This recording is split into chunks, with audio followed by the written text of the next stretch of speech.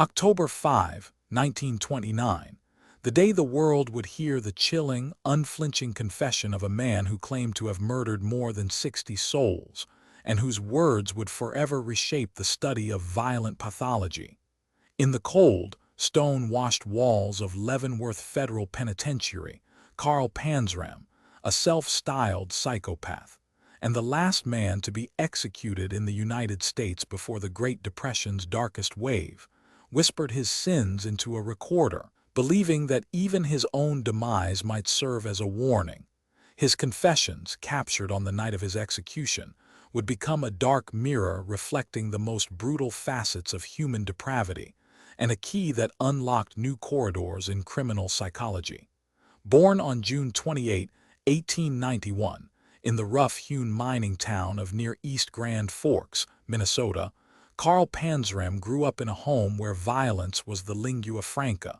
An abusive father, an indifferent mother, and a series of foster placements left him scarred before he could even read.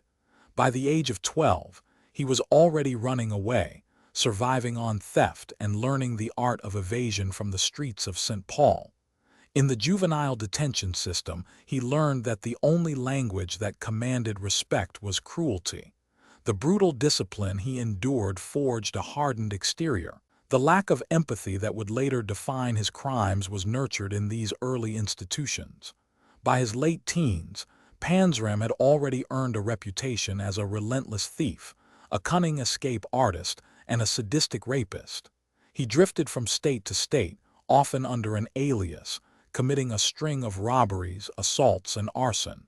In 1915, after a botched burglary in Washington, D.C., he was apprehended and sentenced to 5 years at the United States Penitentiary in Leavenworth. It was there that he encountered a cadre of hardened criminals, many of whom would later become his accomplices or victims. The prison system, designed to rehabilitate, instead amplified his antisocial tendencies.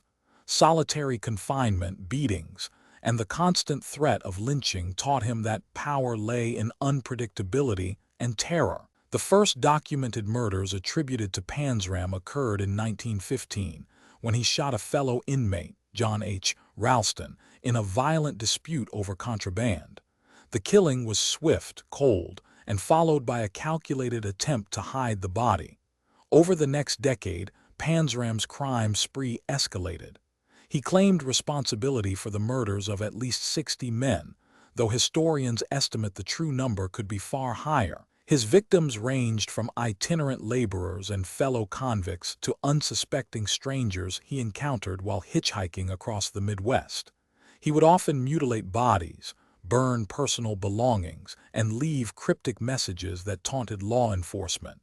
The brutality of his acts was matched only by his audacity. He would sometimes return to the scene of his crimes, watching the panic he sowed from the shadows. The turning point came in 1928, when a string of murders in New York City, including the slaying of a young African-American laborer named George "Kid" Lively, finally linked Panzram to a pattern. Fingerprints recovered from a broken bottle at Lively's crime scene matched those found on a prior burglary in Baltimore.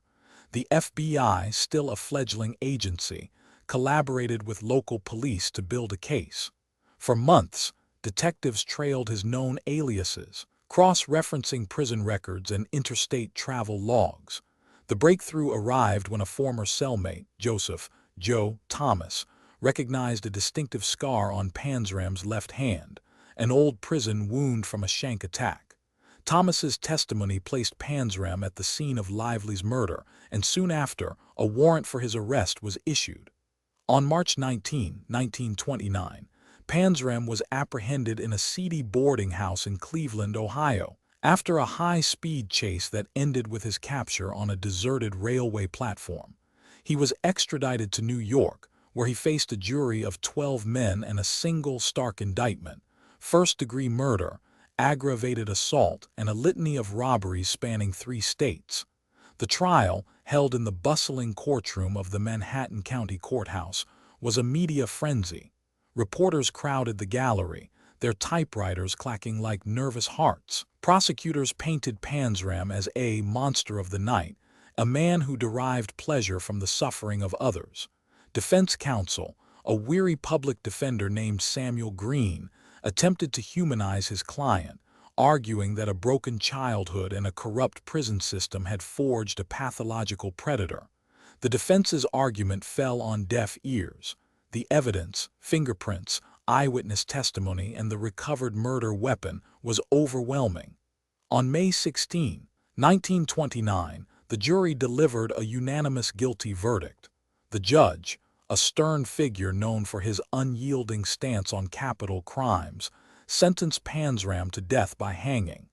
The sentence was set for October 5, 1929, the very day that would cement his legacy in the annals of American criminal history. As the execution date approached, Panzram's demeanor shifted from defiant to introspective. He requested a meeting with a prison psychologist, Dr. Henry Miller, a young scholar eager to study the mind of a murderer. During their sessions, Panzram spoke openly about his crimes, his motivations, and his twisted philosophy. "I was born a devil. The world taught me to act like one." He refused to deny any of his confessed murders, insisting that the only justice would be the truth laid bare. On the night of the execution, a small team of forensic technicians set up a voice recorder in the cell. Subscribe to the Autopsy Files for more stories like this.